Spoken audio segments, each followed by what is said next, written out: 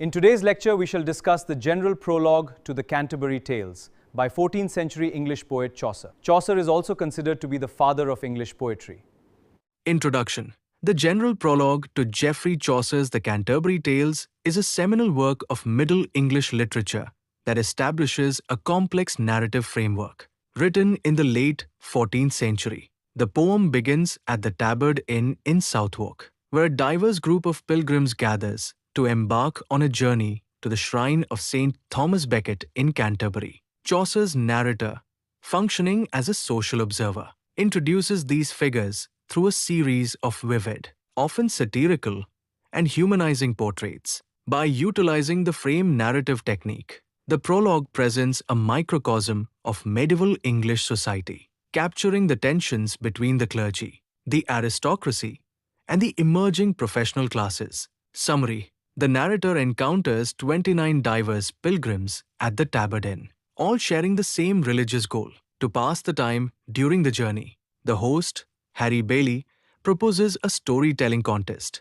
Each pilgrim will tell two tales on the way to Canterbury and two on the way back, with the best storyteller winning a free meal at the inn upon their return. The general prologue meticulously documents the physical appearance, personality, and social status of these individuals, setting the stage for the subsequent tales which reflect the pilgrims' unique worldviews. Major characters. The pilgrims are depicted through their occupations and moral qualities. 1. The knight, a distinguished warrior embodying chivalry, truth, and honor. 2.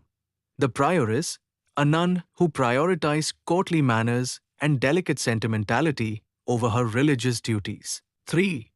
The wife of Bath, an assertive, experienced woman who has survived 5 marriages and challenges traditional gender expectations. 4.